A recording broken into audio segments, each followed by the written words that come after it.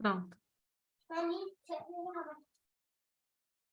Olá, boa tarde a todos. Iniciamos mais um encontro desta nossa segunda edição do ciclo internacional de seminários sobre literatura greco-latina, do Império Romano ao Renascimento, evento organizado conjuntamente pela Universidade de Buenos Aires e pela Universidade de São Paulo.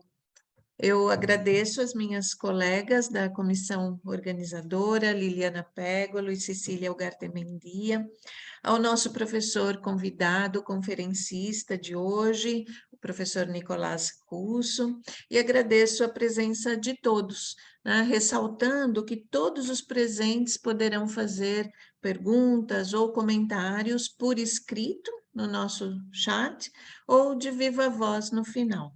Né? Convido também a todos que estejam presentes nos nossos próximos encontros, que se estenderão até o dia 14 de julho, né? Sempre procurando trazer temas e autores que, a despeito de sua importância e da repercussão, né, que teve a sua recepção, a recepção das suas obras, não são, contudo, parte privilegiada, né, canônica dos nossos estudos greco-latinos, né? Então, acreditamos e temos certeza de uma grande contribuição que podemos oferecer, né, a todos os estudiosos e interessados com esses nossos encontros que realmente têm trazido, né, um enriquecimento muito grande, né, e temas de tanta relevância para todos nós. Então, sem mais, agradecendo a presença de todos, passo a palavra à minha colega Liliana. Obrigada. Gracias, Elaine, muchas gracias a todos y a todas por estar acá. Para mí, particularmente, es una enorme alegría poder presentar a Nicolás Russo, porque es mi alumno, es mi compañero,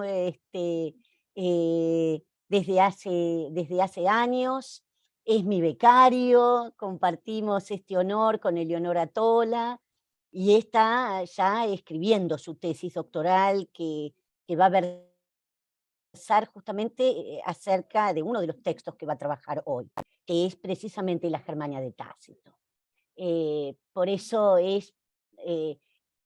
creímos con Elaine y con Cecilia que era importante contar con becarios, con aquellos que están armando en sus cocinas sus tesis, y esto resulta de una enorme importancia que podamos compartirlos entre todos y todas. Así que nada más para poder escuchar rápidamente a Nico, bueno, paso palabra a Cecilia y ya vamos a escucharlo. Bueno, muchas gracias Liliana por la palabra, muchas gracias Elaine por la presentación. Les doy yo también la bienvenida a todos a esta nueva participación de este ciclo de literatura grecolatina. Estamos muy contentas, como siempre, de recibirlos a todos ustedes y hoy particularmente de recibir a Nicolás Russo, justamente por esto que decía Liliana, esta posibilidad también de darle voz a todas las personas que estamos, y me incluyo, ¿no?, en el medio de proyectos, desarrollando nuestros temas de investigación y que tenemos la posibilidad de compartir esos temas con ustedes. Y esperamos también, ¿no?, observaciones, comentarios, preguntas, como siempre, todo enriquece nuestro trabajo.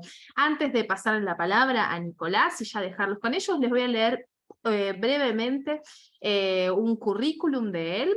Nicolás Russo es profesor en letras con orientación en lenguas y literaturas clásicas por la Universidad de Buenos Aires, en cuya Facultad de Filosofía y Letras se desempeña como docente de área de latín. Sus líneas de investigación comprenden, por un lado, la representación del espacio fronterizo y la alteridad en textos etnográficos e historiográficos del siglo I después de Cristo, y por otro, los fenómenos literarios liminales y la relación margen-canon en la literatura de los períodos Flavio y Trajanio. Es becario doctoral del Consejo Nacional de Investigaciones Científicas y Técnicas, institución que financia sus estudios doctorales acerca de la frontera como operación textual en Germania de Tácito, bajo la dirección de las profesoras doctoras Tola y Pégolo. Forma parte también de 3 proyectos de investigación acreditados sobre las transformaciones genéricas en la literatura latina, y ha participado en la traducción, edición y publicación del latín al español de De Rerum Natura de Lucrecio, y publicó la primera traducción del nórdico al español de la saga de Ölkofri, tal vez se pronuncia así, no estoy segura, les pido disculpas si no lo hice bien. En fin, así que bueno, tenemos realmente el gran placer de recibir a Nicolás, y the floor is yours, Nicolás. Muchas gracias por aceptar nuestra invitación. Bueno, muchas gracias a ustedes, a Ceci, a Laine y a Lili. Bueno, buenas tardes a todos y a todas. Bueno, para mí es un gran honor, digamos, no solamente en retribución, sino también en la posibilidad, ¿no? A veces una tesis doctoral, y más cuando uno recién inicia, parece un trabajo muy solitario o muy, digamos, individual.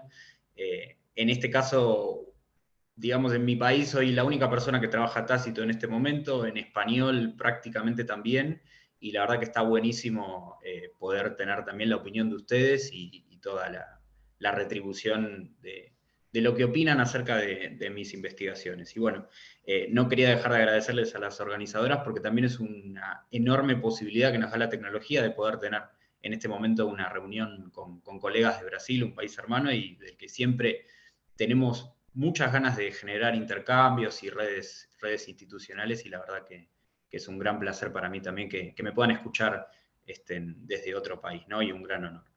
Así que bueno, más que nada también teniendo en cuenta que quizás frecuentemente uno cuando aborda la obra de Tácito escucha, no tanto hoy en día, porque es un autor que hoy en día está un poco dejado de lado desde los estudios clásicos, por lo menos en el mundo latinoamericano, o digamos iberoamericano, pero por lo general siempre se hace referencia a sus 2 obras más extensas, que narran, digamos, prototípicamente los sucesos de las 2 primeras dinastías imperiales, tanto la Julio-Claudia como la Flavia.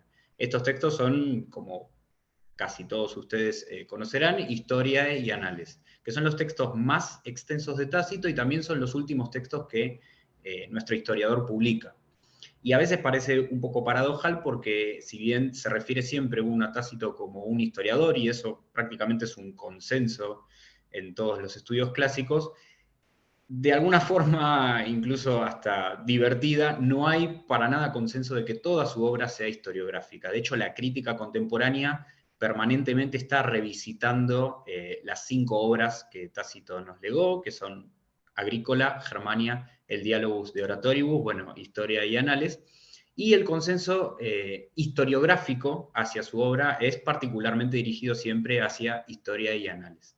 En el caso de Dialogus sabemos que digamos, la adscripción genérica del texto está bastante bien trabajada, responde formalmente a lo que es un diálogo, su modelo claramente es ciceroniano, pero lo que sí se presenta como problemático, dada digamos, la habilidad en la fecha de publicación y algunas pequeñas referencias que posibilitarían ubicarlo hacia el año 102 después de Cristo, perdón, pero que no están del todo confirmadas. Sí se sabe que Tácito podría haber escrito este texto, pero su autoría no está del todo determinada por la crítica. Lo interesante es que de los 2 primeros textos que publica Tácito, tanto Agrícola en el año 97 después de Cristo como Germania un año después, la crítica no ha resuelto todavía a día de hoy su adscripción genérica, o por lo menos no hay un consenso claro, y tampoco hay un consenso claro en qué lugar ocupan estos textos en el proyecto historiográfico de Tácito, ¿sí?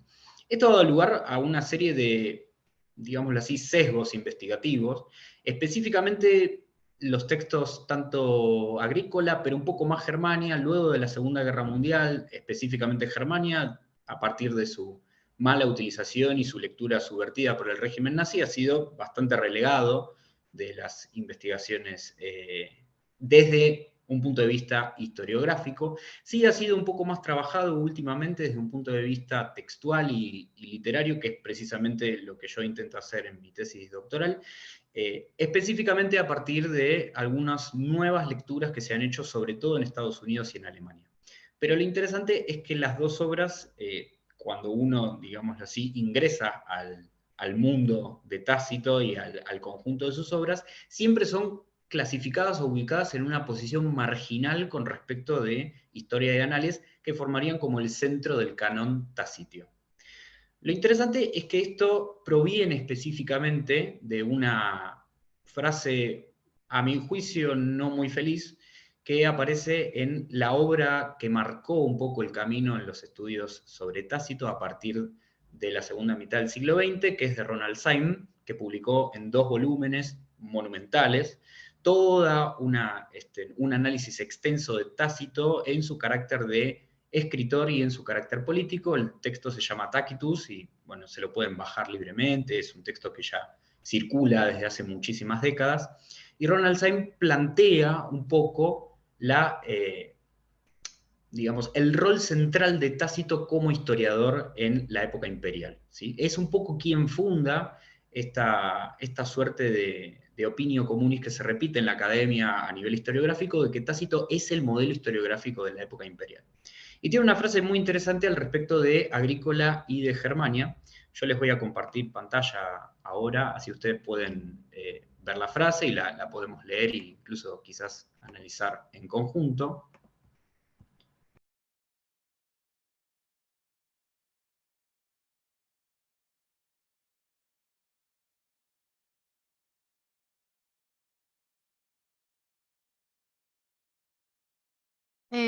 Nico, me parece que te muteaste. Se ve todo bien, pero vos estás mudo. ¿Ahí me escuchan? Sí, ahora sí, gracias. Ah, ¿y se ve la pantalla o no? No, ahora vos sacaste la Espera. pantalla y te escuchamos, Es pero que, no vemos la pantalla. Si es te que saqué la escuchamos, pantalla y me muteé por eso. Claro. dale. A ver, Ahí, a ver, vemos la pantalla, te muteaste. te muteaste. Te muteaste, no te No te escuchamos. escuchamos. Me parece que lo hace automático. A ver si lo puedo probar. Qué raro, pero simplemente. recién cuando lo probamos, vos hablabas y se escuchaba bien. Te está muteado, sí. Qué raro. A ver si yo te puedo... Ahí estás, Ahí ahí me estás, Nico. ahí estás. Ahí ¿Me estás. escuchan? Sí. Sí, sí, sí, Joya. sí. Ah, perfecto. Y se ve la pantalla, ¿no? Sí, bárbaro. Perfecto. Bárbaro, genial. Bueno, por algo nos dedicamos a la antigüedad clásica y no al chat GPT y esas cosas. Exacto, es lo que siempre digo.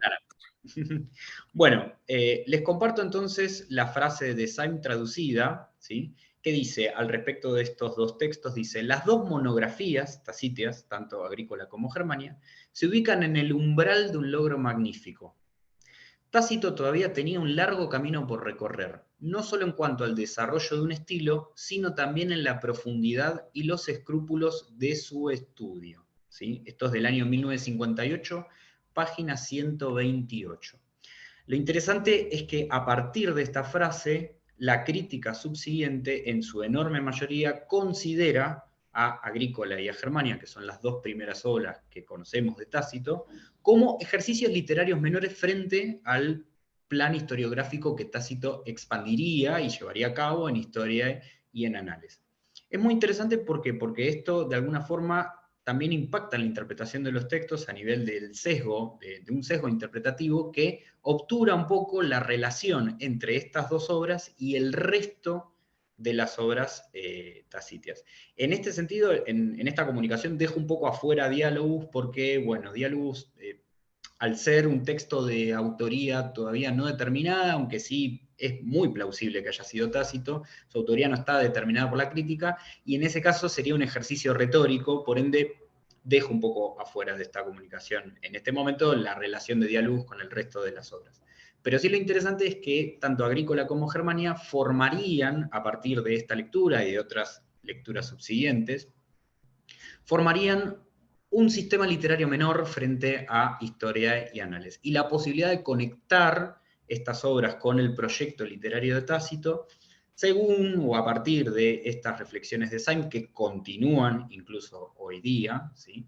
Les pongo un ejemplo, hace una semana leí una publicación muy reciente, de hace un año, de un filólogo alemán, Suerban, que sostiene todavía esto, o sea, 70 años después todavía sigue un poco este análisis o esta línea de interpretación vigente, ¿sí? Lo interesante es que el parámetro para determinar esta digamos, esta marginalidad de Agrícola y de Germania con respecto al proyecto historiográfico de Tácito es precisamente la dificultad que hay en los dos primeros textos tácitos para centrar al discurso historiográfico como la dominante literaria en la composición de la obra, ¿sí? Esto presenta no solamente digamos, un problema de orden literario, sino que también presenta problemas de orden histórico y de entender cómo el género historiográfico en Roma se desarrolló, ¿sí? Lo interesante es que Agrícola y Germania, por cierto, tienen algunas singularidades en su textualidad, en las temáticas que tocan, en los elementos genéricos que aparecen en las obras y específicamente también en la orientación o los propósitos que tienen como textos en su recepción, que divergen claramente o por lo menos hacen sospechar que estos textos no siguen específicamente una línea historiográfica clara como sí sucede en historia y en análisis. En este sentido, podemos agrupar las anomalías o estas singularidades que tienen Agrícola y Germania frente al resto de la producción historiográfica de la época y también frente a las otras dos obras de Tácito en tres aspectos. Por un lado, poseen algunas singularidades temáticas y de su materia narrativa. Nosotros sabemos muy bien que Agrícola, por un lado, está específicamente dedicada a narrar toda la campaña que hace Neoagrícola, que es el suegro de Tácito, en Britania, bajo el periodo del reinado de Domiciano. Pero además de centrarse en esa campaña, también se centra en aspectos biográficos de Agrícola y también en la lucha que existe de poder entre Domiciano y los comandantes provinciales. Específicamente se centra esta obra en su segunda parte, ¿sí? En sus últimos 15 capítulos, se centra específicamente en los celos que provocan las victorias militares de Agrícola en Domiciano. También tiene partes en donde se hace una suerte de excursus etnográfico de los britanos, ¿sí? Que de alguna manera ayudan a contextualizar estas campañas y también le aportan una suerte de vividez y de coordenadas geográficas e históricas a toda esta conquista de Britania por Agrícola. Y lo interesante es que la obra culmina con un discurso laudatorio fúnebre bastante extenso, que dura 2 capítulos, en el que Tácito hace toda una suerte de recorrido moral de Agrícola en toda su carrera, tanto militar como política, y todos sus años de servicio, oponiéndolo siempre a la depravación de Domiciano, ¿sí? En este sentido, la obra no está ubicada o no estaría ubicada dentro de lo que normalmente se considera una biografía por todos estos aspectos, ¿sí? Estos discursos laudatorios, estos retratos que se hacen de los personajes, la presencia de este excursus etnográfico, que dificultarían, por lo menos a priori, considerar Agrícola como una biografía per se. Por otro lado, Germania está en una posición incluso aún más marginal, si uno lo quiere, tomando a la historiografía como un parámetro en la labor literaria de Tácito, porque es un texto en el que no hay prácticamente personajes, es básicamente un discurso etnográfico sobre un territorio por fuera de las fronteras del Imperio Romano.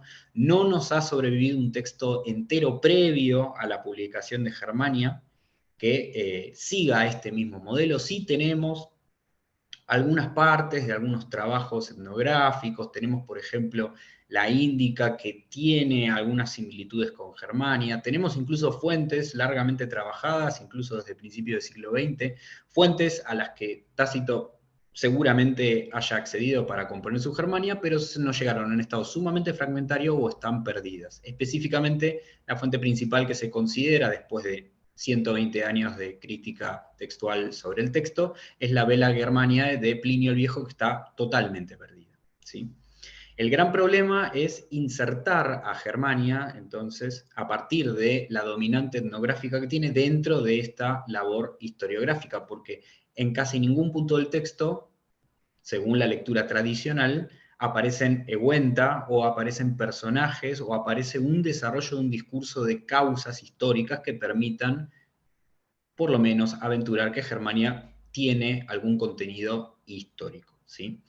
Digamos, la solución sencilla que aplicó la crítica a lo largo del tiempo fue considerar que estos dos textos son monografías, es decir, son recortes específicos sobre temas específicos de carácter breve que permiten hacer un desarrollo relativamente extenso y con cierta calidad narrativa de dos aspectos que son bastante accesorios, ¿sí?, a la labor posterior de Tácito. Lo interesante es que si nosotros continuamos pensando en estas singularidades, también encontramos algunas singularidades con respecto a los dispositivos narrativos que se utilizan en estos dos textos, ¿sí? Por un lado, en Agrícola hay una gran profusión de comparaciones, ¿sí?, permanentes entre un individual y un particular, que es Agrícola, frente al emperador, ¿sí?, en este caso que es Domiciano, y estas comparaciones se suelen hacer a través de características etopélicas o morales, ¿sí?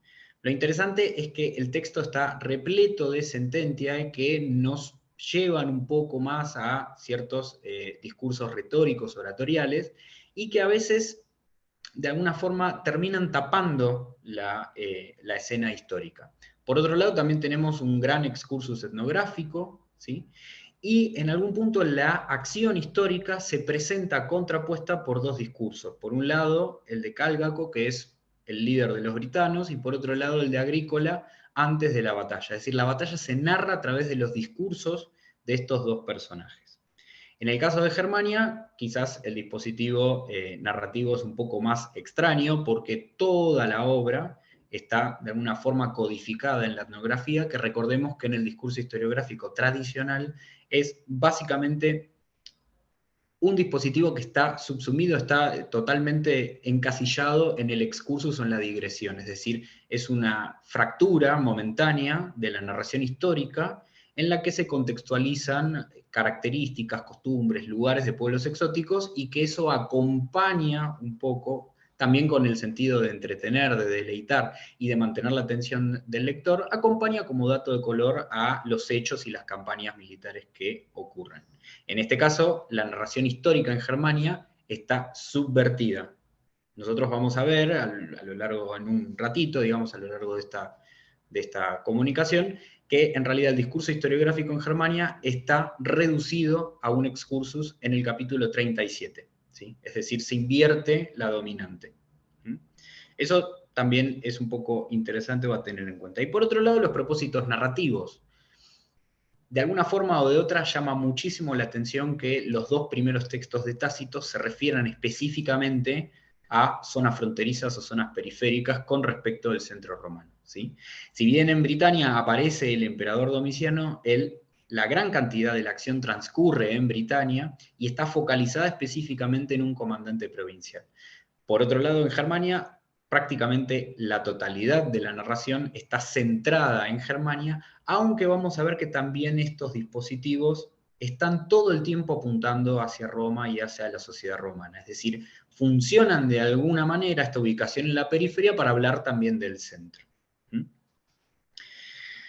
Bien, lo interesante también acá es quizás hacer un pequeño paréntesis hablando de qué podría significar historia o historiografía en este contexto, o en qué sentido nosotros vamos a tomar a lo largo de nuestra comunicación el término historia y lo que representaría el género historiográfico. Si nosotros nos ponemos a pensar básicamente en la gran cantidad de la producción crítica acerca del género historiográfico en el siglo XX, específicamente yo me centré mucho en el trabajo de Zizek en los años 80, que toma una serie de elementos formales y de elementos estilísticos para clasificar a las distintas formas de historiografía. Nosotros sabemos que la historiografía en el mundo griego ya estaba muy desarrollada, en el mundo romano se amplifica mucho, ¿sí? Hay muchos tipos o muchos modos de composición de la historia. Zizek lo reduce a dos grandes modos, ¿sí? Por un lado, la analística o el modelo de una historia a gran escala, periódica, ¿sí?, de largos procesos, y por otro lado, un modelo más centrado en aspectos puntuales de la historia, en donde la narración tiene un sentido mucho más breve, más focalizado, y se hace un análisis en capas de un hecho puntual y no de un largo proceso histórico, ¿sí? En el primer caso, Zizek lo llama la analística, y en el segundo caso, él toma esa ese pequeño término que utiliza Salustio en Catilina, que es carptim, ¿sí? Estos dos modelos de composición histórica permitieron de alguna manera establecer algunos límites genéricos, si se nos permite el término para la antigüedad clásica, entre distintos tipos de textos históricos, ¿sí? El problema es que Germania y Agrícola no responderían a ninguno de estos tipos de textos históricos. Por eso a mí me resulta muy interesante pensar la relación que pueden llegar a tener estos textos con el discurso historiográfico, teniendo en cuenta lo que dice al respecto Cristina Kraus acerca del género historiográfico en un texto del año 2011, que ella considera que en realidad el género historiográfico es una forma discursiva superior, ¿sí? Podríamos pensar en un archigénero al estilo de Genet, ¿sí? De la teoría de Genet, en el sentido de que el género historiográfico o el discurso historiográfico en Roma incorpora una serie de subtipos como una suerte de paraguas temático, y estos subtipos genéricos están todo el tiempo intercambiándose características, y cada uno de ellos, que esto es lo importante que señala Kraus, mantiene y genera sus propias expectativas de lectura y de recepción, incluso a nivel genérico. ¿Qué sería entonces esto? La idea sería que la historia funciona de algún modo como una suerte de gran supermatriz genérica que engloba otros distintos tipos de textos que muchas veces se contraponen, van influenciándose uno con el otro, y que efectivamente serían, si nos ponemos a pensar en el sentido de una matriz de género, serían dispositivos narrativos que tienen una orientación conceptual específica hacia distintas áreas de la labor historiográfica, ¿sí? Lo interesante es que dentro de este discurso historiográfico macro se producen distintas tensiones entre estos géneros que lo constituyen, ¿sí? Que se van prestando y se van intercambiando características formales. Por eso, señala Kraus, es mucho más interesante pensar a la historiografía como un discurso funcional orientado que utiliza dispositivos formalmente variados, ¿sí? En este sentido, me interesa mucho también esta lectura de Kraus porque nos lleva directamente a lo que plantea Tácito a lo largo de su obra. Tácito es un autor historiográfico que hace mucha metahistoria a lo largo de su obra, es decir, él va desplegando desde su primer texto, Agrícola, como vamos a ver ahora, hasta el último texto, Anales, va desplegando una serie de reflexiones acerca de cómo construir el discurso historiográfico. Lo que sabemos que esta reflexión metaliteraria es bastante común en la antigüedad clásica. Tácito es uno de los historiadores, si no el que más, durante época imperial, que desarrolla una propia poética de la historiografía dentro de sus textos, ¿sí? Y al respecto, nosotros tenemos entonces, ¿sí?, la siguiente diapositiva con algunas citas de obras de Tácito, ¿sí? Vamos a, ahí está, a disminuirlo un poco, así se ve bien.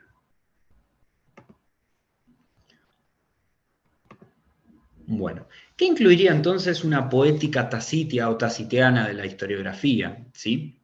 Nosotros sabemos, conocemos la extensa formación retórica de Tácito, y no solamente su extensa formación retórica, sino también su labor como actor político, ¿sí?, desde el Principado de Vespasiano. Tácito fue haciendo todo el cursus honorum y ocupó distintos cargos, incluso el de cónsul suffectus varias veces, ¿sí?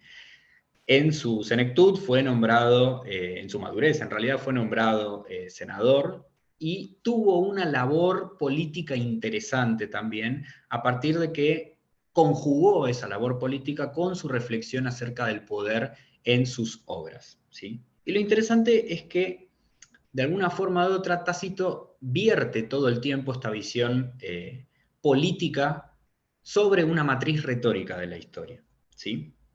En este sentido, podemos advertir unas 4 características básicas de la poética historiográfica de Tácito, ¿sí?, que es, por un lado, pensar en esta historia como un ejercicio retórico que de alguna manera continúa esta línea retórica de la historia que ya aparece en Cicerón y que es continuada también por los historiadores siguientes. Tanto Salustio como Tito Livio tienen un gran peso retórico en sus composiciones. Por otro lado, pensar a la historia como un método para instruir al hombre, es decir, una vertiente didáctica en su trabajo sobre la historia. La historia es útil para instruir al ser humano. También es útil como una medida, ¿sí?, para comparar a los comportamientos humanos. Es decir, la historia es una suerte de medida para poder juzgar al hombre, o de un instrumento que permite un juicio mucho más equilibrado. Y además, la historia es una composición literaria. ¿En qué sentido? En que hay una continua búsqueda de la prevalencia del pacto de lectura entre el lector y el autor, es decir, de las fides, frente a la veritas narrativa. Nosotros sabemos que en la concepción de la antigüedad clásica y específicamente romana, la historia es un género literario en tanto es una recomposición de los hechos y una composición nueva sobre esos patrones eventuales que están por fuera del texto. De ninguna manera hay una pretensión de verdad, sino que hay una pretensión de verosimilitud en el discurso historiográfico de la antigüedad clásica. Y Tácito esto lo lleva a un carácter retórico extremo. Tácito busca todo el tiempo no solamente componer una historia que sea de alguna manera maestra, que sea promotora de juicios y que sea específicamente una historia que conmueva, que lleve al lector a buscar las causas, y específicamente también una historia que entretenga en algún modo, ¿sí? Nosotros vemos acá en estas citas entonces de Anales, ¿sí?, y de Historia, que son las dos obras historiográficas más canónicas de Tácito, ¿sí?, esta idea, la idea de que se tienen que decir tanto para la posteridad, ¿sí?, las virtudes, ¿sí?, o sea, que no se callen estas virtudes, como también los hechos depravados, ¿sí?, es decir, que haya una suerte de balance para que la posteridad pueda juzgar a partir de la exposición de los dos extremos, cuál es el juicio sobre estos personajes, ¿sí? Por otro lado, también la idea de que esta variedad de los combates, ¿sí?, la disposición de todos los pueblos, ¿sí?, la muerte o el final de estos famosos conductores también retienen, ¿sí?, y redirigen el ánimo de los lectores, es decir, la historia también puede ser un género literario que conmueva a estos lectores, ¿sí? Y por último, en la última cita, está la idea de la historia como una compositio, ¿sí? La idea de que antes de cualquier cosa lo que tiene que hacer el historiador es tomar los distintos materiales y conformar una composición, ¿sí? De modo tal que se conozcan las causas. Esto es interesante, la idea de que la historia permite conocer las causas y las rationes de los procesos y de los eventos. Bien. En este sentido, nosotros pensaríamos que ya está todo dicho si vamos acerca de la poética de la historiografía en Historia y en Anales, pero nos encontramos en la primera obra de Tácito, en Agrícola, también citas que explican un poco esta poética de la historia, ¿sí? Es decir, desde su primer texto Tácito elabora lo que yo llamé en esta comunicación una programática historiográfica, ¿sí? Hay un programa historiográfico que Tácito está desplegando desde la primera línea de su primera obra publicada, ¿sí?, que es precisamente la primera cita que tenemos acá, ¿sí? Clarorum virorum facta moresque posteris tradere, ¿sí? La idea de que la primera línea de Agrícola nos explica específicamente qué es lo que él quiere hacer con esta obra y con el resto de su obra, cuál es su deseo. Su deseo es transmitir a la posteridad los hechos de los varones famosos y sus costumbres, ¿sí? Este prólogo funciona como un programa de escritura historiográfica, y eso es lo interesante quizás en las dos primeras obras de Tácito, que si bien no está del todo desarrollado este programa, ya empezamos a ver y a vislumbrar algunos desarrollos posteriores en Historia y en Anales. Lo interesante también es que en el prólogo de Agrícola, Tácito ya contrapone la idea del presente con el pasado, es decir, hace una contraposición entre el tiempo presente que está viviendo y el tiempo pasado, ¿sí? Y nos vuelve a repetir que el objeto de estudio de esta historia, ¿sí?, es básicamente la memoria.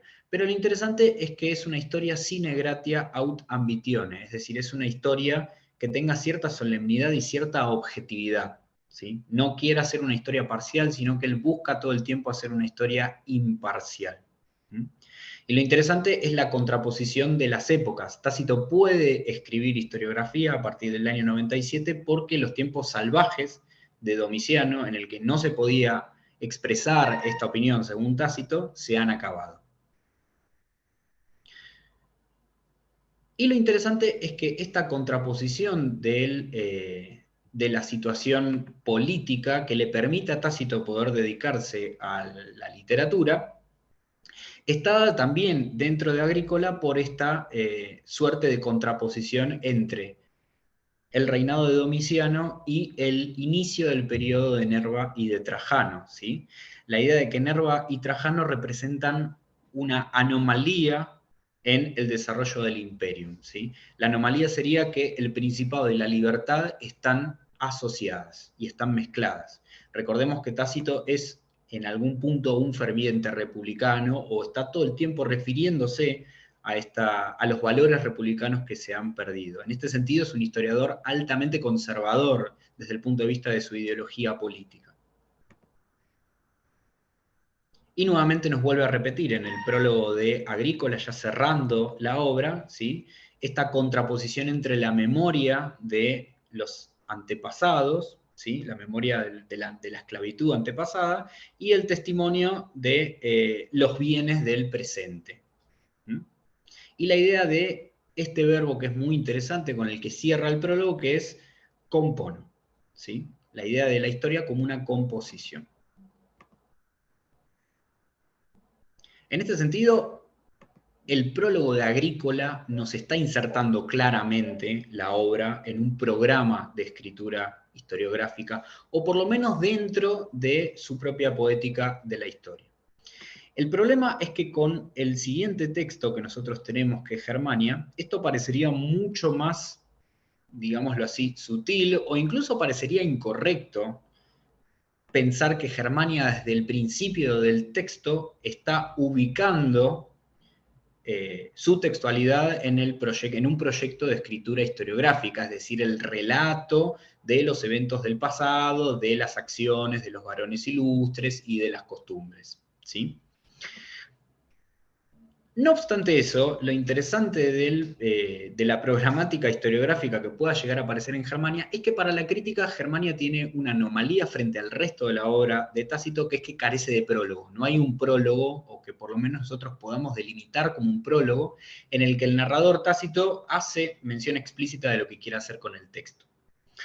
No obstante eso, si nosotros revisamos la primera línea de Germania, vemos una clara adscripción del texto, por lo menos de carácter intertextual, con el comentario de la guerra de las Galias de César. Es decir, la estructura, y esto está largamente trabajado por la crítica, la estructura y el modelo de composición para iniciar la obra es claramente el texto cesariano, ¿sí? Nosotros vemos incluso Germania omnis, es decir, Germania en su conjunto, y lo interesante es que establece las mismas fronteras que estableció César en el relato de la conquista de las Galias, en el que César incluso arma la frontera hasta la que pretende llegar, que es el Rin. En este sentido, la obra tiene un carácter historiográfico, ¿por qué? Porque se alinea directamente con la obra cesariana, que sí respondería a un formato textual muy utilizado en la historiografía romana, que es el comentario, ¿sí? Y que incluso tiene un protagonista, tiene un sujeto actante, que es el mismo César. Lo interesante es cómo Tácito, a lo largo de Germania, la única fuente que nombra, o el único autor que nombra, es a César, exactamente en el capítulo del medio que divide a las dos partes de la obra. Si en el capítulo 28 hace una mención específica a Julio César y dice que es el más ilustre de los autores.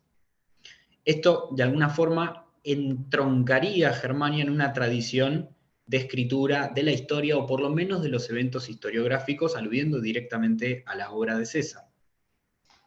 Y también nosotros tenemos acá otra oración, otro sintagma que nos permite también ver cómo Germania entraría dentro de esta intención de hacer una contraposición entre el presente y el pasado. Es es decir, de que la historia es una continuidad que va mutando.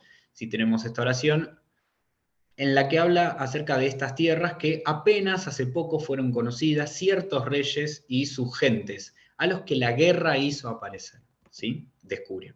Recordemos que la guerra es uno de los temas principales de la historiografía romana, porque es obviamente su método de conquista, y no solamente de conquista, sino de conocimiento del resto del territorio de la ecúmene. Y lo interesante es cómo Germania podría, por lo menos, relacionarse con el resto de la producción historiográfica de Tácito a partir de su prólogo, haciendo mención a uno de los temas centrales de la historiografía romana, que es la guerra y la relación de la guerra como método de conocimiento de otros pueblos.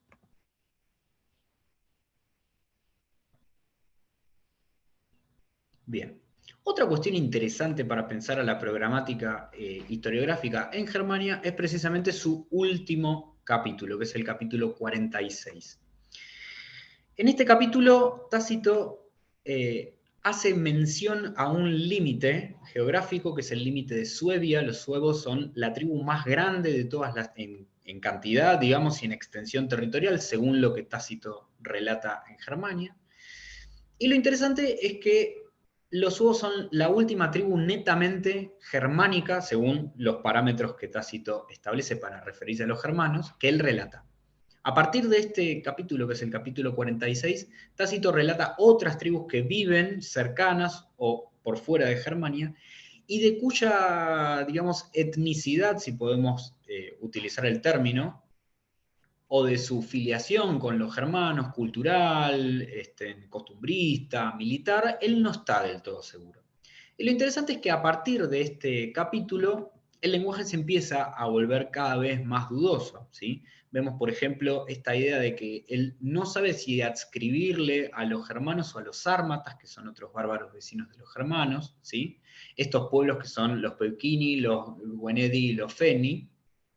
Y lo interesante es que estos pueblos presentan una suerte de frontera cultural, o de incluso hasta de identidad dinámica entre los germanos y sus vecinos, ¿sí? Por un lado viven como los germanos, pero su lengua es distinta a la de ellos. Hay una suerte de progresión cultural hacia el salvajismo a medida que avanza el relato de estas tribus. Específicamente los Feni están clasificados como una ferocidad, una feralidad maravillosa, es decir, se entra en el terreno de una degradación, una decadencia de las condiciones de vida. Y por último, luego de relatar a los Feni, que son la última tribu hasta la que llega el conocimiento de Tácito, el texto entero de Germania cierra con esta frase, ¿sí? La idea de que las cosas restantes ya son territorio de la fábula, ya son territorio de lo maravilloso, de lo incomprobable. En este sentido hay un trabajo bastante interesante, nuevo, de Sergio Audano del 2020, en el que este filólogo italiano hace una relación interesante de este pasaje con la tradición del Amythodes de Tucídides. La idea de que todo discurso que esté por fuera de lo comprobable y de alguna forma contrastable con autoridades no tiene que formar parte de la historiografía. Y si bien Germania no es un texto historiográfico per se, o es muy difícil de entroncarlo dentro de los parámetros de la historiografía, si pensamos en su funcionalidad, en algún punto, Tácito nos coloca, digamos, al inicio y al final del texto, nos coloca dos parámetros que nos hacen pensar en su posible funcionalidad como documento, por lo menos historiográfico en su época. En este sentido, lo interesante es pensar esto, ¿no? Cómo estos textos nos muestran ya desde el comienzo, e incluso Germania al final, algunas reflexiones metaliterarias que están directamente relacionadas con el proyecto historiográfico o la poética historiográfica de Tácito. Bueno, lo interesante es, de algún modo, a partir de ahora, en los minutos que siguen, es plantear un poco cómo estas anomalías, estas divergencias que tienen Agrícola y Germania frente al resto de la producción historiográfica de Tácito, específicamente Historia y Anales, en realidad pueden ser productivas para pensar su lugar o el lugar del discurso historiográfico en estas obras, ¿sí? Es muy interesante pensar a Agrícola y a Germania no como textos que están desconectados de la reflexión de Tácito acerca del poder, que es un poco lo que recorre toda la obra tacitiana, teniendo en cuenta que él es un escritor que se dedica al discurso, a la tradición historiográfica, pero también que tiene una gran actuación como político y como persona que está directamente ligada a la toma de decisiones de poder en Roma, ¿sí? En su rol como senador y cercano a, en el caso de ya Trajano, cercano incluso al círculo intelectual trajano. Lo interesante es pensar que esta reflexión sobre las relaciones de poder también recorre a Agrícola y a Germania. En el caso de Agrícola, nosotros podemos incluso destacar que la obra hace mención específica a cómo se relacionan los distintos actores romanos en la periferia. Y a partir de ello, Tácito utiliza una suerte de procedimientos o de dispositivos que nos van llevando a pensar, además de la narrativa sobre las campañas de Agrícola en Britania, nos llevan a pensar también cómo la figura de Agrícola se va contrastando en una tensión en la relación de poder con Domiciano, el emperador, ¿sí? En este caso tenemos varios pasajes en los que Tácito realiza un retrato de la moral de Agrícola contraponiéndola a la moral de Domiciano, siempre en relación con el ingenio y con el desarrollo que tiene Agrícola en el frente de batalla frente a la ausencia del emperador Domiciano en el frente de batalla y también a las falsificaciones que Domiciano realiza con sus campañas en los germanos. Lo interesante es en el contraste de estas dos citas, ¿sí? La del capítulo 18.2 de Agrícola, en el que Tácito relata una incursión que tienen los ordovíques, que son una tribu britana, contra una guarnición romana a la que toman desprevenida, y cómo Agrícola se hace cargo de levantarle la moral a la tropa poniéndose al frente de la línea de batalla, y les infunde este ánimo a los soldados frente al peligro. Esto está claramente contrastado, ¿sí?, con otros pasajes, específicamente en el capítulo 39 de Agrícola, en los que Tácito muestra la falsificación continua de las campañas de Domiciano en Germania, ¿sí? Si bien esto históricamente por el registro arqueológico y por otros relatos que nosotros conocemos de la época, sabemos que Domiciano efectivamente tuvo cierto éxito en sus campañas contra los catos en el año 83 después de Cristo, luego nuevamente entre los años 85 y 89 en la incorporación de la zona sur de lo que hoy es Alemania, entre el Rin y el Danubio, lo que se llamaba Agri de Cumates. Sabemos que tuvo cierto éxito Domiciano en esto, pero Tácito es bastante punzante en aclarar que la inmensa mayoría de estos éxitos están directamente relacionados con algunos comandantes militares que toman decisiones independientes, que Domiciano no tiene demasiada injerencia en la campaña, pero no obstante eso, Domiciano sí se arroga el triunfo y el derecho, ¿sí?, sobre estas victorias. Y acá es donde Tácito contrapone un poco la actuación de estos actores comandantes militares en las provincias y en las fronteras, y cómo el emperador también se aprovecha de ese prestigio y capitaliza para su propio beneficio estas campañas. Incluso al punto de falsificarlas, ¿sí? La idea de que las campañas de Domiciano son falsas en Germania y que incluso este triunfo incluye actores que están vestidos y están luqueados como si fueran germanos, ¿sí? Cómo esta victoria falsa se contrapone a esa victoria legítima de Agrícola en la frontera, ¿sí? Del mismo modo también se asocia permanentemente en este carácter moral de Agrícola frente a Domiciano la pacificación que impone Agrícola en Britania. Agrícola llega en un momento muy candente de la expansión romana en Britania, donde hay 3 generales que no obtienen éxitos bastante duraderos. Agrícola es nombrado gobernador y se pone al frente de la campaña militar, según nos relata Tácito, y obtiene rápidos triunfos y logra la pacificación de la provincia, ¿sí? Y puede retirarse de Britania una vez que ha logrado esta pacificación. Y Eso no es simplemente una estrategia militar de Agrícola, sino que es parte de su propia conducta. Incluso cuando él vuelve a la ciudad de Roma, llamado por el emperador para rendir cuenta de sus hazañas en Britania, ¿sí? Tácito refiere que escapa a toda ceremonia pomposa, él se pierde entre la multitud, tiene una vida muy frugal, ¿sí? Y de alguna manera eso les provoca a los espectadores de la época ciertas paradojas en base a que Agrícola es un comandante militar muy exitoso y rechaza todos estos honores y estos triunfos por simplemente ser su deber. De este modo, contrapone un poco a toda esta fanfarria y todo este despliegue que hace Domiciano con sus triunfos, según Tácito, falsos en Germania, ¿sí? Y también la situación de continua peligrosidad que hay en la frontera germánica, en donde Domiciano específicamente actúa con estas campañas, ¿sí? Tácito dice que, de algún modo, el límite ya no está seguro, ¿sí? El límite del imperio, pero tampoco están seguras ni las legiones ni los cuarteles militares. Es decir, Domiciano no solo no puede expandir y asegurar las conquistas más allá del limes, sino que tampoco puede sostener el limes, que recordemos que había sido garantía del éxito de la dinastía Flavia. Vespasiano es un comandante que claramente tiene una actuación en la frontera y asegura la frontera, prefiere asegurar esa frontera en lugar de expandirla. Tito continúa con este trabajo y Domiciano, de los emperadores Flavios, es el primero que vuelve a incursionar dentro de Germania para derrotar a estas tribus que aparentemente estaban amenazando la estabilidad de la frontera.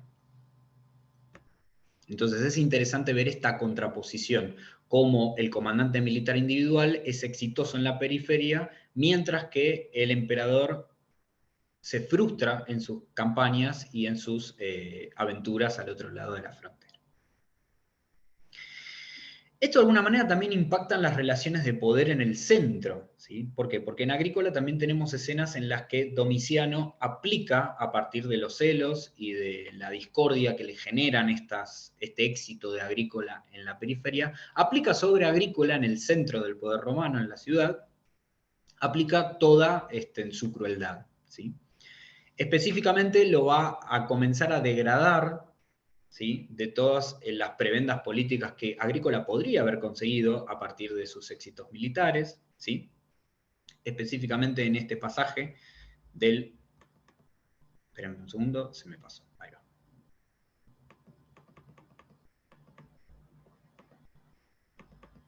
Ahí está.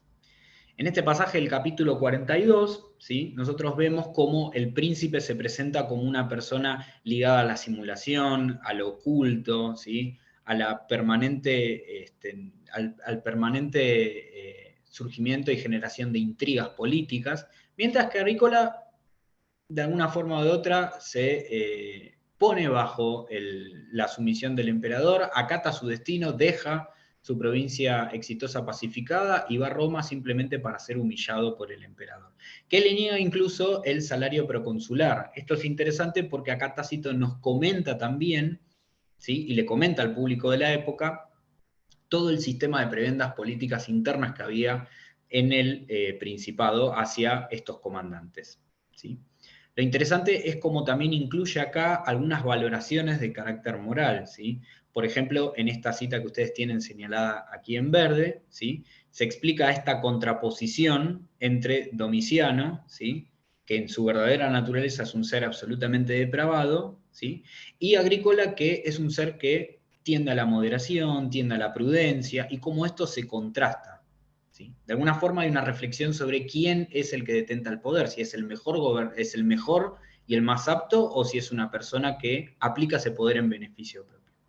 Y también esto que está de alguna forma atravesado por un carácter sentencioso, la idea de proprium humani ingeni est odice quem laeseris, ¿sí? La idea de que todo, ¿sí? Toda esta escena se puede resumir en una sentencia que le permita al lector hacer una evaluación moral acerca del pasaje, ¿sí?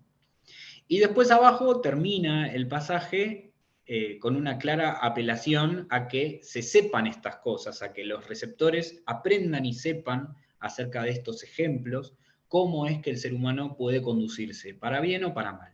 nuevamente tenemos la idea de esta historia balanceada que muestra todas las causas del hecho para que el lector o el oyente en este caso evalúe.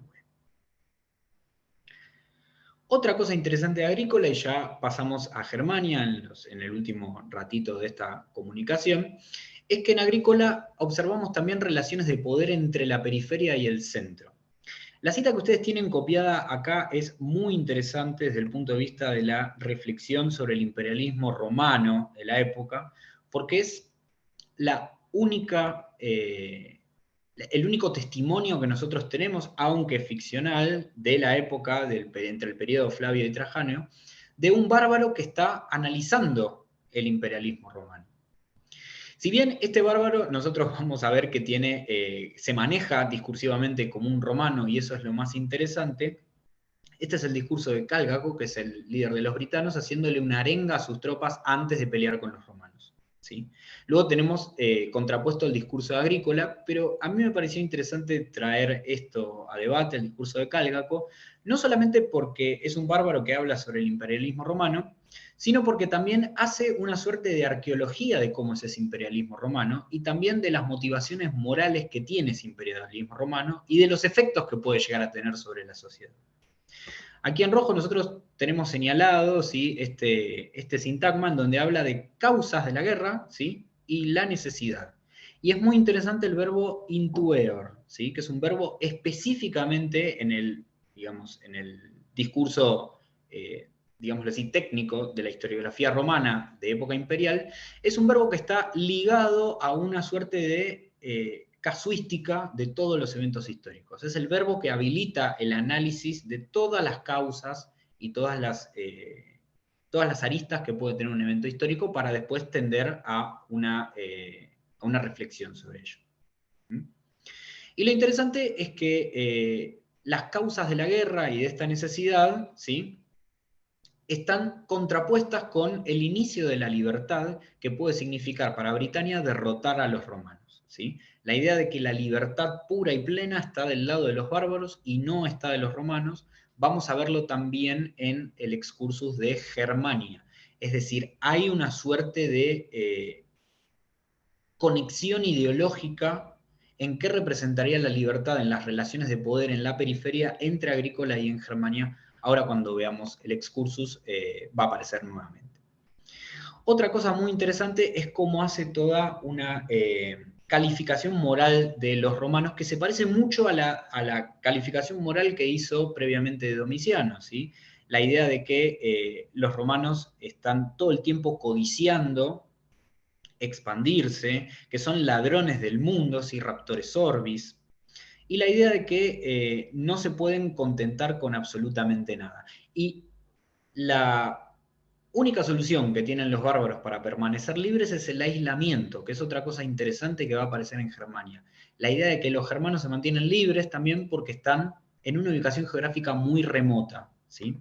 Esto aparece, la idea de que en el frente de la costa de Britania solamente hay piedras y estamos muy alejados, somos muy remotos del poder romano como para que esta libertad pueda ser totalmente sometida, ¿sí? Bien.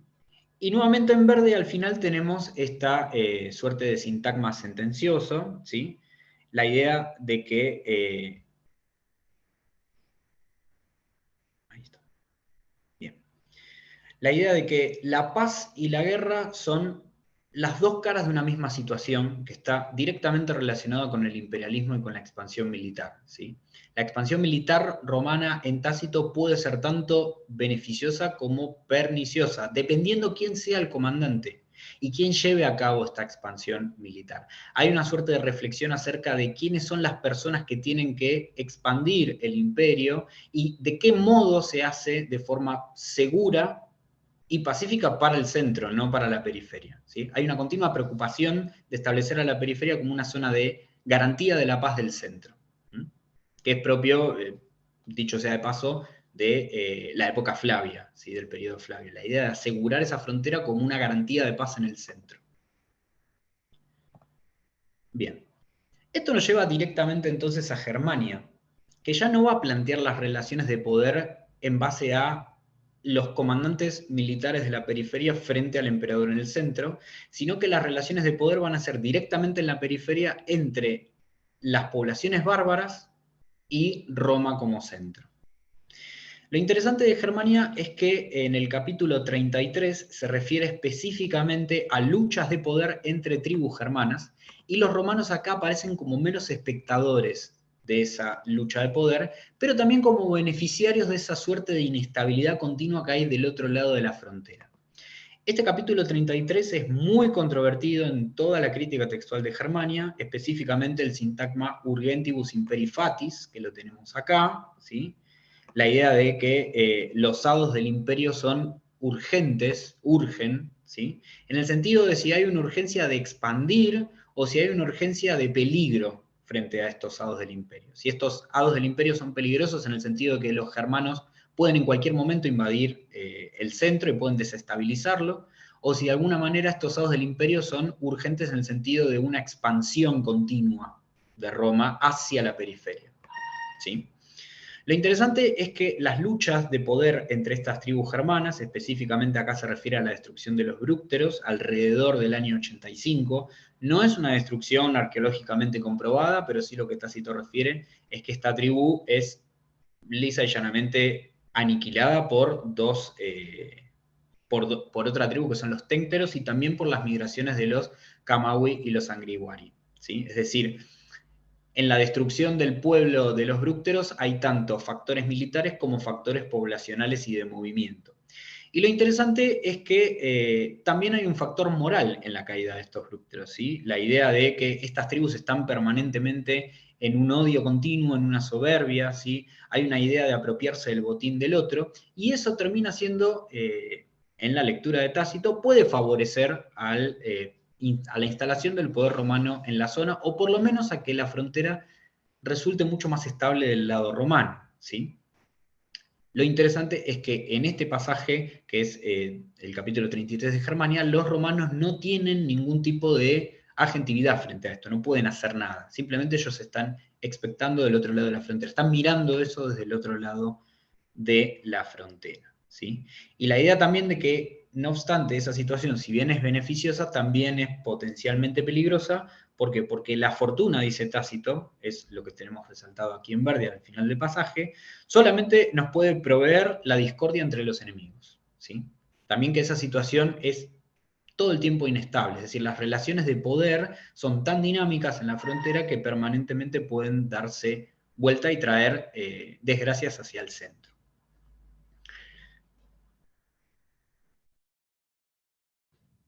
Bien. Y aquí llegamos al último punto de esta singularidad o estos dispositivos narrativos que tiene, en este caso, Germania, para poder plantear esta relación con la poética historiográfica de Tácito, ¿sí? Esto es muy interesante porque es la digresión del capítulo 37, es la parte de mayor contenido histórico, o la única parte que la crítica está muy de acuerdo en que sí está diseñada con un carácter histórico dentro de Germania, ¿sí?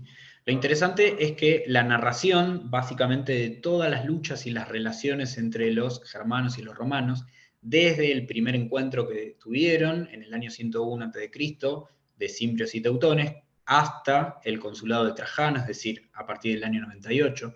De hecho, esta parte se toma como punto de datación de la obra bastante fiable, digamos. Lo interesante es que toda esta narración se hace siguiendo las convenciones historiográficas, ¿sí? Nosotros tenemos el primer punto de partida y el último punto de partida de ese recorte de las relaciones internacionales entre germanos y romanos que va a tomar Tácito. Eso está en directa relación con el sentido de limitación cronológica que tiene el discurso historiográfico. Del mismo modo, también vemos una continua contraposición entre nunc y olim, estos dos puntos de ahora y en otro tiempo, ¿sí? La contraposición entre el presente y el pasado, el presente como efecto de esas causas del pasado. Y lo interesante también es que va a nombrar una serie de no solamente años precisos, ¿sí? Sino también específicamente distintos comandantes militares romanos que intervinieron y distintos actores que intervinieron en estas relaciones, ¿sí? Lo interesante es que solamente aparecen los nombres, las acciones de estos comandantes están borradas, es decir, se deja el sujeto del evento histórico, pero se borra ese evento histórico específico, ¿sí? Hay como una suerte de condensación de la materia historiográfica solamente en esta digresión. Lo interesante también es que el centro del pasaje está directamente relacionado con la libertad de los germanos, que es lo que ustedes tienen resaltado aquí en violeta, ¿sí? La idea de que los germanos son los más libres de entre todos esos catálogos de enemigos previos que tuvieron los romanos, desde los samnitas hasta los partos, ¿sí? La idea de que el reino de los arsácidas partos es menos libre que el de los germanos, y los germanos tienen una libertad incluso más acérrima, más, digámoslo así, inexpugnable que el resto de las tribus y de los pueblos. Y también, a partir de esa afirmación de que la libertad de los germanos es mucho más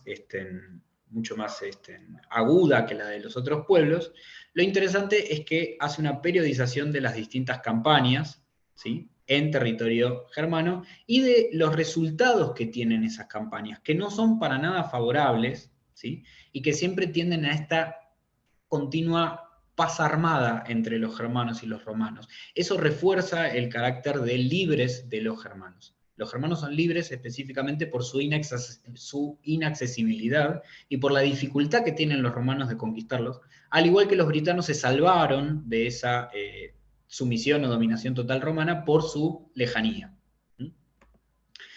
Y lo interesante es que termina este catálogo o esta lista de los eventos y de las campañas militares con la idea de que los germanos en los últimos años, en el último tiempo, fueron más causa de triunfos que vencidos, que es lo último que tenemos aquí, ¿sí?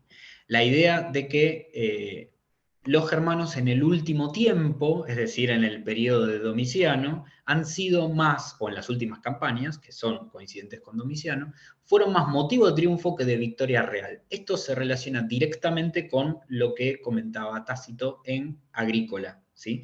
La idea de que las campañas de Domiciano son más que nada puestas en escena, triunfos espectaculares, pero que en la realidad no alteran la relación de poder de fuerzas en la frontera. Lo interesante es cómo, de alguna forma o de otra,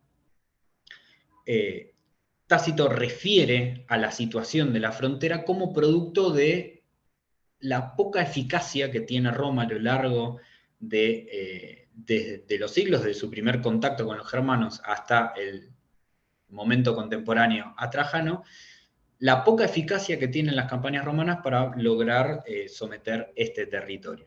¿Sí? Es decir, la inestabilidad de la frontera también sería más producto de las malas decisiones políticas en cuanto a lo militar y a las relaciones diplomáticas de los romanos en Germania. Bien.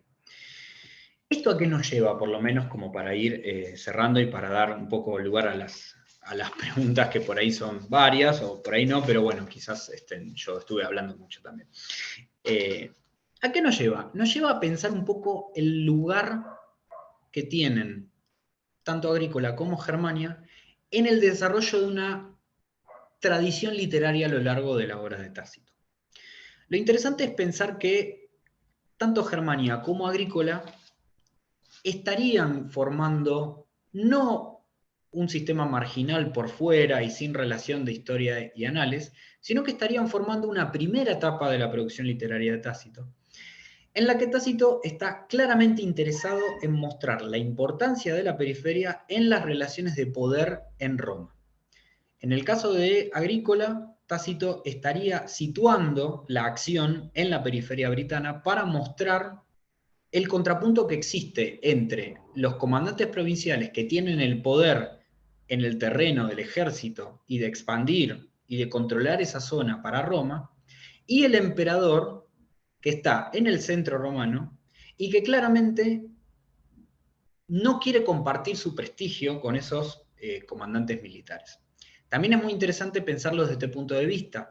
No nos olvidemos que la dinastía Flavia se basa específicamente en el control o en la lealtad absoluta del ejército hacia el emperador. Vespasiano es el primer emperador que es puesto, que es aclamado por el ejército. Y de alguna forma viene a resolver aquel año 69 de luchas entre distintos emperadores que son apoyados alternativamente por una u otra legión de las zonas de frontera, específicamente de Galia y de Germania. Vespasiano viene apoyado por las legiones orientales, pero sí establece una fuerte alianza con estas aristocracias provinciales que también financian a estos comandantes militares. Lo interesante es que Domiciano no quiere, de alguna manera, mantener ese statu quo de alianza con estas aristocracias provinciales, y ahí Tácito estaría reflejando esta tensión continua entre cómo se reparte el poder del emperador hacia la periferia y cómo la periferia responde en poder al emperador. En el caso de Germania,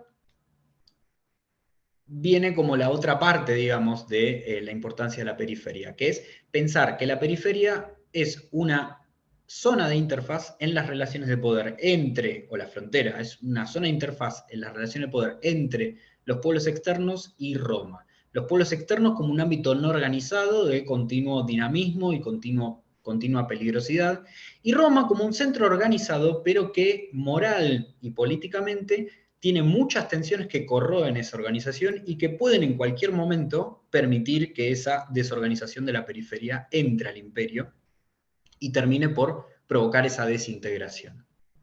En este sentido, las dos primeras obras de Tácito se ubican también en la situación retórica de la primera etapa de Tácito como literato. No nos olvidemos que en el año 98, que es el año de publicación de Germania, tenemos al emperador Trajano, que pasa los primeros 2 años de su gobierno imperial pacificando específicamente la frontera de Germania Superior y también reorganizando las legiones. Es decir, es un emperador que tiene una actuación directa en la frontera. En el caso del año 97, nosotros tenemos un gobierno de Nerva que todavía está en transición, que lo nombra a Trajano también como su heredero público y que le da el poder imperial en la frontera para que pueda atajar y resolver los potenciales conflictos que pueda haber. No nos olvidemos que Domiciano también, o la caída de Domiciano también, está directamente fogoneada por el partido senatorial al que pertenecía Tácito, y como Tácito de alguna manera le está hablando en estas 2 obras también a un público senatorial. ¿Para qué? Para mostrarle los potenciales peligros que puede haber en la discordia de relaciones de poder tanto interna como externa en Roma. Esto cómo se relaciona con Historia de Anales, que son obras de maduración de Tácito, son las últimas obras que publica, ya con un gobierno de Trajano fuerte, con una expansión territorial que llega al punto máximo. Roma ya no tiene rivales de peso fuera de sus fronteras, los germanos están muy desorganizados, la Dacia fue conquistada, Trajano tiene el control del poder en el centro, y Tácito puede, de alguna manera, volver a las causas de ese poder imperial a las décadas anteriores. Puede volver a las historias narrando toda la dinastía y el gobierno de los Flavios, y también volver a Anales y narrar todos los eventos de la dinastía Julio-Claudia. En ese sentido, nosotros, por lo menos en esta comunicación, estuvimos un poco presentando y explorando la posibilidad de que Germania y Agrícola y Germania, funcionen como una reflexión sobre las áreas de poder en Roma, ¿sí? Tanto la periferia como el centro, y cómo se relacionan los distintos agentes de poder. Es decir, las distintas formas potenciales que puede haber de resolución de conflictos. En el caso de Historia y de Anales, la relación con estas obras es complementaria, puesto que, en alguna medida, lo que están haciendo tanto Historia como Anales es puntualizar en la lógica interna de estas dinastías y las propias lógicas de poder que hay entre los miembros de estas familias. Es decir, no apunta tanto a las formas de gobierno, sino que apunta un poco más hacia los personajes de gobierno, ¿sí? De alguna forma u otra, estas líneas son absolutamente debatibles y hay un montón al respecto, hay mares de crítica al respecto, pero sí a mí por lo menos me interesa pensar, que pensemos en conjunto por qué frecuentemente fenómenos literarios de la época imperial que no encajan en nuestras expectativas genéricas o en las expectativas genéricas de la crítica, se ven como marginales y no se hace una asociación de continuidad en un proyecto mayor dentro de un autor como Tácito que es perfectamente consistente a lo largo de su obra y que no solamente es consistente, sino que es consecuente en su programa de escritura. O sea, las mismas características que vimos en el prólogo de Agrícola, las va a desarrollar también en Historia y en Anales, las va a desplegar, les va a agregar mayor color poético, va a volver a utilizar incluso episodios de Agrícola y de Germania que están omitidos o que están recortados, los vuelve a desplegar en Historia y en Anales. Entonces, hay una clara relación intratextual y de continuidad en la obra de Tácito. Y me interesa que pensemos quizás un poco más en la funcionalidad de este discurso historiográfico como un paraguas genérico, un archigénero, y también la versatilidad que tiene al permitir todos estos subtipos genéricos para resolver distintos aspectos de lo que es la narración del devenir humano. Así que bueno, les agradezco un montón, perdón, quizás fue un poco largo, pero bueno, quería más o menos que tuviéramos un recorrido, no total, pero sí lo más completo que se pueda. Les agradezco un montón y obrigado. Gracias, gracias Nicolás por tu brillante ponencia, muy importante, muy rica. Y vamos a ver si alguien trae algún comentario o alguna pregunta. Yo tengo una curiosidad para mi propia investigación. No es el centro de la ponencia, pero me ha llamado la atención que es el Bárbaro quien habla del imperialismo romano. Y lo digo porque en su ensayo sobre la visita de los caníbales brasileños a Francia, Montaigne pone un discurso con todas las reglas de la retórica y crítica y filosofía en la boca del caníbal Tupinambá. Y en realidad ya está demostrado que el discurso del caníbal brasileño es en realidad el discurso de la Boétie en contra del poder centralizado del rey francés, etc. Y como trabajo con eso, me quisiera preguntarle su opinión. ¿Por qué Tácito pone ese discurso en la boca del bárbaro? ¿Es para presumir una imparcialidad? ¿Es para hacer una crítica desde afuera? ¿Es para protegerse? ¿Para proteger su vida, tal vez? Porque si hay una crítica no aceptada ahí por el poder, en fin. ¿Qué se podría decir, tal vez? Gracias. Bueno, Laine, muchas gracias por tu pregunta porque, ignoraba perfectamente, digamos, este pasaje de Montaigne. Es muy interesante porque no solo Montaigne, sino otros autores posteriores, específicamente los contractualistas, toman a Germania de Tácito como un ejemplo para hablar del desarrollo humano y está toda esta idea de la libertad en el bárbaro que Tácito no puede lograr definir completamente en el Imperio Romano.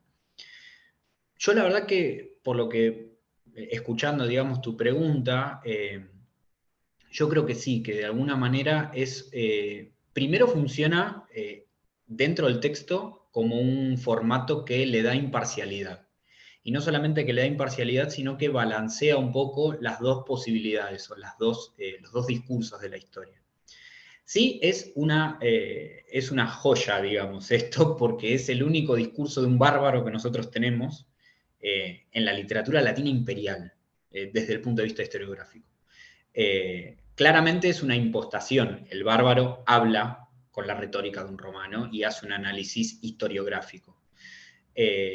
Yo creería que en el caso de salvar su vida no, porque no nos olvidemos que en el año 97 está muy fuerte el antidomicianismo en la política romana.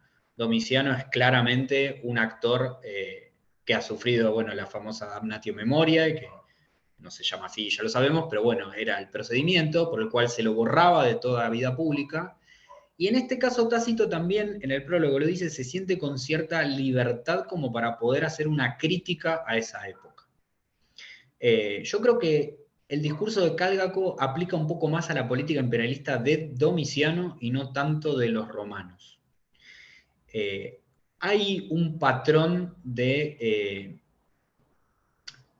poner, digamos, al pueblo romano en este discurso, y esto está bastante estudiado, ¿sí? Hay un autor, después les paso la referencia bien, pero hay un autor contemporáneo, escribe en este mismo momento, digamos, James McNamara, que habla acerca de él trabaja específicamente los sujetos que se borran en Agrícola, o sea, cómo de alguna manera a veces se utilizan sujetos o personajes que por ahí son individuales pero están apuntando a un grupo político, o al revés, son grupos políticos que están apuntando a un individuo. Él dice específicamente que Cálgaco está hablando contra Domiciano, no contra los romanos. Porque de hecho en el discurso de Agrícola, Tácito da vuelta a eso, y Agrícola es como una suerte de romano modelo. Está muy puesta esta idea entre modelos de ser romano y modelos de lo que no hay que ser en Roma, tanto en Germania como en Agrícola. Y muchas veces, por ejemplo, en Germania los bárbaros funcionan como un modelo del antiguo romano que ya Roma no tiene, pero a veces funcionan como un contramodelo. Entonces, yo creo que es súper complejo lo que me preguntas. Se nos pueden ocurrir un montón de aristas. Agradezco tu pregunta porque me sirve un montón, pero yo creería que no, que es más un poco un procedimiento literario para mostrar esta imparcialidad, y a la vez eso le permite pegarle a Domiciano sin digamos, pegarle, estoy siendo muy argentino, muy replatense, perdón. Permite criticar a Domiciano sin criticarlo directamente, o sea, criticar un colectivo que representa todas esas características que tiene el gobierno de Domiciano, claramente. Gracias. Alguém tem alguma pergunta, um comentário? Gostaria de acrescentar algo?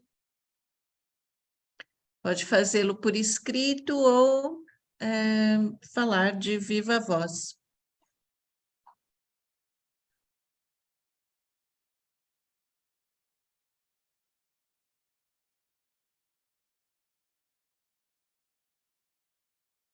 Algo mais?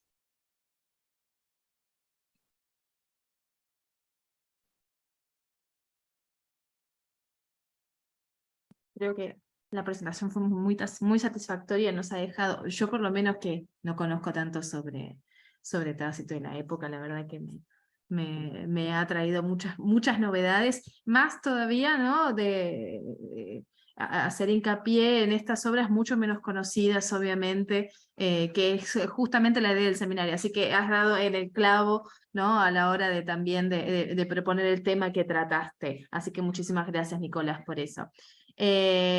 ¿Algo más? ¿Alguna observación? ¿Alguien tiene alguna otra pregunta? Tenemos un minutito más.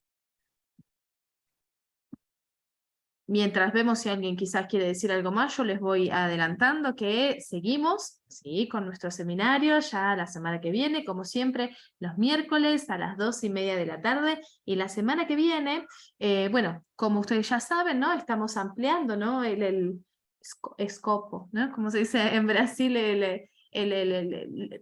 ay, no me sale la palabra en español, el periodo de tiempo, ¿no? En este caso, que estamos abarcando en nuestro seminario, ¿no? Desde el Imperio Romano hasta el Renacimiento, y estamos yendo un poco también de forma cronológica, más o menos, queríamos ir justamente acompañando de forma diacrónica a todos estos autores, y la semana que viene tenemos la presentación de la profesora doctora Leni Rivero Leichi, que está en este momento en la Universidad de Kentucky, y nos va a hablar sobre Estacio y Atebaida como epopeya trágica. ¿sí? Así que seguimos con una excelente exposición de una excelente profesora como la profesora Lení, así que están obviamente todos convidados, ya les llegará su invitación. Sepan también, para todos los que siempre preguntan, que los certificados se enviarán al final de todos los seminarios y yo siempre llevo aquí la lista de presencia, así que no se preocupen por eso. Y bien, si no tenemos ninguna otra observación más, no queda más que agradecerle nuevamente muchísimo a Nicolás por su participación, por esta clase que nos ha dado sobre Tácito. Yo te agradezco personalmente, como siempre, que aprendo tanto con ustedes y con todos mis colegas. Agradecerle a Elaine también acá por estar organizando este evento en conjunto. Sabemos que Liliana tuvo que salir por otras cuestiones laborales, así que también le mandamos un beso grande y nos encontramos entonces el miércoles que viene para seguir con nuestro ciclo de seminarios. Desde ya, muchísimas gracias y un gran abrazo a todos y muchas gracias, Nico, hasta la próxima. Muchas gracias a todos, a Elaine, a vos, Ceci, por la generosidad. Esto es generosidad pura, en serio. De ustedes, No, por favor. me honra estar con todos estos colegas impresionantes. Así que se aprende mucho. Eso es lo fundamental. No. Yo desde ya soy la primera en aprender. Así que bueno, muchas gracias a todos. Gracias. Obrigada a todos. Gracias. Obrigado. Hasta luego. Chao, hasta la próxima.